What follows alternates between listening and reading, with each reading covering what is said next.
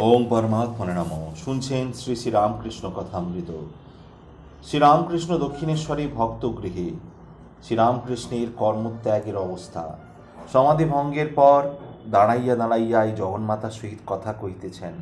বলিতেছেন, মা, পূজা গেল, জপ গেল, দেখো মা, যেন জড় করো না। যত্যাত্যরতিরেব স্যাৎ সন্তুষ্টস্য কার্যং ন বিদ্যতে তদ্বিষ্ণ পরমং পদম সদা পশ্যন্তি শূরয়া দিদিব চক্ষুরাততম। যেন সেব্য সেবক ভাবে রেখো মা, যেন কথা কইতে পারি, যেন তোমার নাম করতে পারি, আর তোমার নাম গুরু কীর্তন করব, গান করব না। আর শরীরে একটু বল দাও মা, যেন আপনি একটু চলতে পারি। যেখানে তোমার কথা হচ্ছে, সেখানে তোমার ভক্তরা আছে, সেই সব জায়গায় যেতে পারি। শ্রীরামকৃষ্ণ আজ সকালে কালীঘরে গিয়া জগন্মাতার শ্রীপাদ পদ্মে পুষ্পাঞ্জলি দিয়াছেন। তিনি আবার জগন্মাতার সঙ্গে কথা কহিতেছেন। শ্রীরামকৃষ্ণ বলিতেছেন, মা, আজ সকালে তোমার চরণে দুটো ফুল দিলাম, ভাবলাম বেশ হলো। আবার বাহ্য পূজার দিকে মন যাচ্ছে, তবে মা, আবার এমন হলো কেন? আবার জ্বরের মতো করে কেন ফেলছো? ভাদ্র কৃষ্ণা সপ্তমী, এখনও চন্দ্র উদয় হয় নাই, রজনী তমসাচ্ছন্ন। শ্রীরামকৃষ্ণ এখনও ভাবাবিষ্ট। সেই অবস্থাতেই নিজের ঘরের ভিতর ছোট খাটটিতে বসিলেন। আবার জগন্মাতার সঙ্গে কথা কহিতেছেন। ঈশানকে শিক্ষা করিতে বেদমত চলে না, মাতৃভাবে সাধন করো। এইবার বুঝি ভক্তদের বিষয়ে মাকে কি বলিতেছেন? ঈশান মুখোপাধ্যায়ের কথা বলিতেছেন। ঈশান বলিয়াছিলেন, আমি ভাটপাড়ায় গিয়া গায়ত্রীর পুরস্চরণ করিব। শ্রীরামকৃষ্ণ তাকে বলিয়াছিলেন যে কলিকালে বেদমত চলে না। জীবের অন্নগত প্রাণ, আয়ু কম, দেহবুদ্ধি বিষয়বুদ্ধি একেবারে যায় না। তাই ঈশানকে মাতৃভাবে তন্ত্র মতে সাধন করিতে উপদেশ দিয়াছিলেন। আর ঈশানকে বলিয়াছিলেন, যিনি ব্রহ্ম তিনি মা, তিনি আদ্যাশক্তি। ঠাকুর ভাবাবিষ্ট হইয়া বলিতেছেন, আবার গায়ত্রীর পুরস্চরণ, এ চাল থেকে ও চালে লাভ। কে ওকে ও কথা দিলে বলে আমার মনে করেছে, আপনার মনে করেছে, আচ্ছা একটু পুরস্চরণ করবে মাস্টারের প্রতি। আচ্ছা, আমার এসব কি বাইয়ে না ভাবে? মাস্টার অবাক হইয়া দেখিতেছেন ঠাকুর রামকৃষ্ণ জগন্মাতার সঙ্গে এইরূপে কথা কহিতেছেন। তিনি অবাক হইয়া দেখিতেছেন ঈশ্বর আমাদের অতি নিকটে, বাহিরে, আবার অন্তরে। তিনি অতি নিকটে না হলে রামকৃষ্ণ চুপি চুপি তার সঙ্গে এমন করে কথা করছেন। সপ্তবিংশ পরিচ্ছেদ, পণ্ডিত ও সাধুর প্রভেদ। কলিযুগে নারদীয় ভক্তি। আজ বুধবার 10ই আশ্বিন, ভাদ্র মাসের কৃষ্ণা দশমী তিথি, 26শে সেপ্টেম্বর 1883 খ্রিস্টাব্দ। বুধবারে ভক্ত সমাগম কম, কেননা সকলেরই কাজকর্ম আছে। ভক্তেরা প্রায় রবিবারে অবসর হলে ঠাকুরকে দর্শন করিতে আসেন।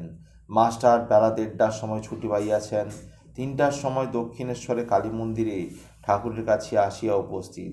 এই সময় রাখাল লাটু ঠাকুরের কাছে প্রায় থাকেন। আজ 2 ঘণ্টা পূর্বে কিশোরী আসিয়াছেন। ঘরের ভিতর ঠাকুর ছোট খাটটির ওপর বসিয়া আছেন। মাস্টার আসিয়া ভূমিষ্ঠ হইয়া প্রণাম করিলেন। ঠাকুর কুশল জিজ্ঞাসা করিয়া নরেন্দ্র কথা পাড়িলেন। শ্রীরামকৃষ্ণ মাস্টারের প্রতি, হ্যাঁ গা, নরেন্দ্রর সঙ্গে দেখা হয়েছিল? সহাস্যে, নরেন্দ্র বলেছে উনি এখনও কালীঘরে যান, যখন ঠিক হয়ে যাবে। এখন আর কালীঘরে যাবেন না, যখন ঠিক হয়ে যাবে তখন আর কালীঘরে যাবেন না।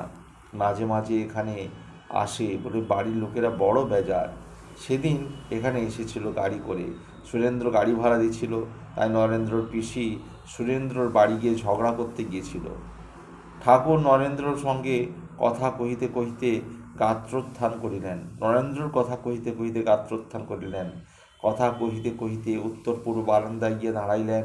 সেখানে হাজরা, কিশোরী, রাখালাদি ভক্তেরা আছেন। অপরাহ্ন হইয়া আছে। শ্রীরামকৃষ্ণ, হ্যাঁ গা, তুমি আজ যে বড় এলে, স্কুল নাই?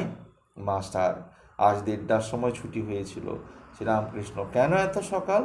মাস্টার, বিদ্যাসাগর স্কুল দেখতে এসেছিলেন, স্কুল বিদ্যাসাগরের, তাই তিনি এলে ছেলেদের আনন্দ করবার জন্য ছুটি দেওয়া হয়।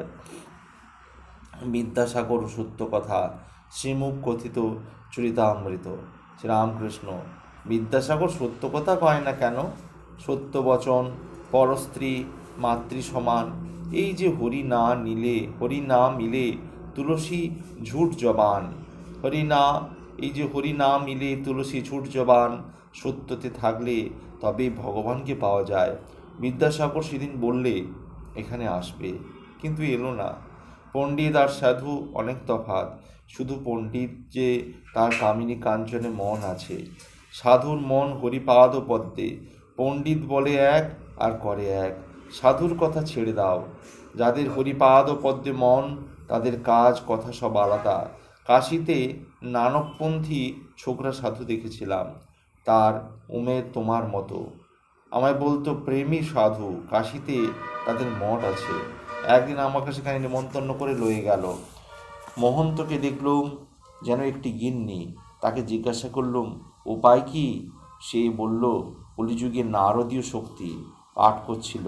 পাঠ শেষ হলে বলতে লাগলো জলে জলে বিষ্ণু, স্থলে বিষ্ণু, বিষ্ণু পর্বত মস্তকে, সর্বং বিষ্ণুময়ং জগৎ। সব শেষে বললে শান্তিহি শান্তিহি শান্তিহি। কলিযুগে বেদমত চলে না, জ্ঞান মার্গ। একদিন গীতা পাঠ করলে তাই এমনি আঁটো। বিষয় লোকেদের দিকে চেয়ে পড়বে না, আমার দিকে চেয়ে পড়লে। সেজুবাবু ছিল, সেজুবাবুর দিকে পিছন ফিরে পড়তে লাগলে। সেই নানকপন্থী সাধুটি বলেছিল উপায় নারদীয় ভক্তি।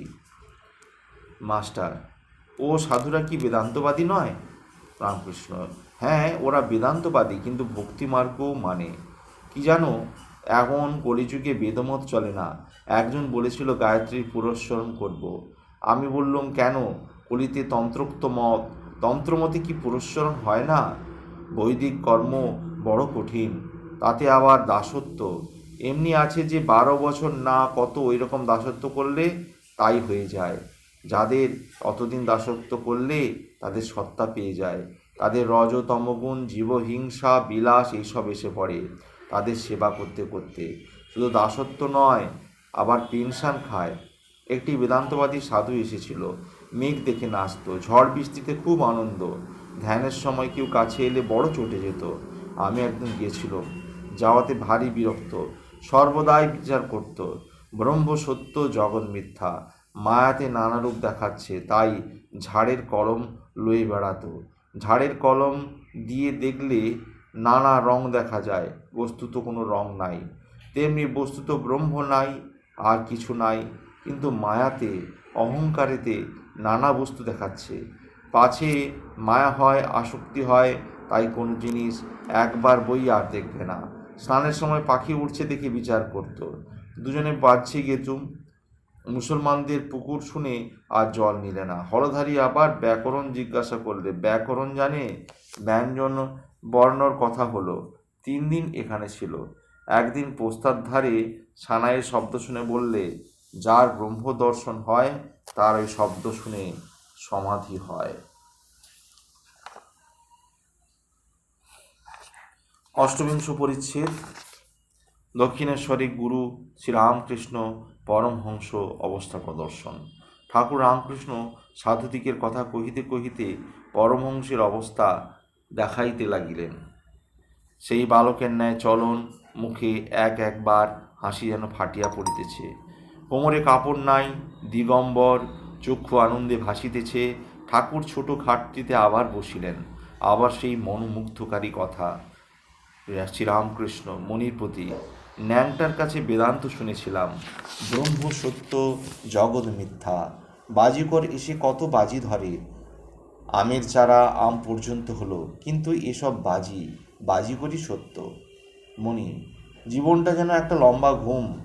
এইটি বোঝা যাচ্ছে, সব ঠিক দেখছি না। যে মনে আকাশ বুঝতে পারি না, সেই মন নিয়েই তো জগৎ দেখছি।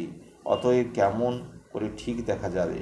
ঠাকুর, আর একরকম আছে, আকাশকে আমরা ঠিক দেখছি না, বোধ হয় যেন মাটিতে লোটাচ্ছে। তেমনি কেমন করে মানুষ ঠিক দেখবে ভিতরে বিকার? ঠাকুর মধুর কণ্ঠে গাহিতেছেন বিকার ও তাহার ধন্বন্তরী। এ কি বিকার শঙ্করী? কৃপা চরণতরী পেলে ধন্বন্তরী, বিকার বই কি? দেখো না, সংসারীরা কোঁদর করে, কি কি লয়ে যে কোঁদল করে তার ঠিক নাই। কোঁদল কেমন, তোর অমুক হোক, তোর অমুক করি, কত চেঁচামেচি, কত গালাগাল। মণি কিশোরীকে বলেছিল খালি বাক্সের ভিতর কিছু নেই, অথচ দুইজনে টানাটানি করছে টাকা আছে বলে। দেহ ধারণ ব্যাধি, to be or not to be, সংসার মজার কুটি। আচ্ছা, দেহটাই যত অনর্থের কারণ। এই সব দেখে জ্ঞানীরা ভাবে খুলুস ছাড়লে বাঁচি। ঠাকুর কালীঘরে যাইতেছেন। ঠাকুর, কেন?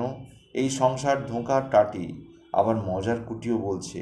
দেহ থাকলেই বা সংসার মজার কুটি তো হতেই পারে। মরি, নিরবিচ্ছন্ন আনন্দ কোথায়? ঠাকুর, হ্যাঁ তা বটে। ঠাকুর কালীঘরের সম্মুখে আসিয়াছেন, মাকে ভূমিষ্ঠ হইয়া প্রণাম করিলেন। মণিও প্রণাম করিলেন। ঠাকুর কালীঘরের সম্মুখে নিচের তল চাতালের ওপর নিরাসনে মা কালীকে সম্মুখে করিয়া বসিয়াছেন। পরনে কেবল লাল পেড়ে কাপড়খানি, তার খানিকটা পিঠে ও কাঁধে। পশ্চাৎ দেশে নাট মন্দিরে একটি স্তম্ভ, কাছে মণি বসিয়া আছেন। তাই যদি হলো, তাহলে দেহধারণের কি দরকার? এ তো দেখছি কতকগুলো কর্মভোগ করবার জন্য দেহ। কি করেছে কে জানে। মাঝে মাঝে মারা যাই আমরা, আমরা মারা যাই। ঠাকুর, ছোলা বিষ্ঠা করে পড়লেও ছোলাগাছি হয়। মণি, তাহলেও অষ্টবন্ধন তো আছে। সচ্চিদানন্দ, গুরুর কৃপায় মুক্তি। ঠাকুর অষ্টবন্ধন নয়, অষ্টপাশ। তা থাকলেই বা, তার কৃপা হলে এক মুহূর্তে অষ্টপাশ চলে যেতে পারে। কীরকম জানো?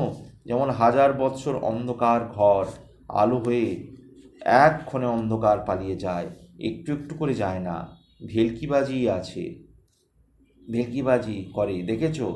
অনেক গেরোদেবাগুড়ি দড়ি এক ধার একটা জায়গায় বাঁধে, এক ধার নিজের হাতে ধরে, দড়িটাকে 2 বার নাড়া দেয়।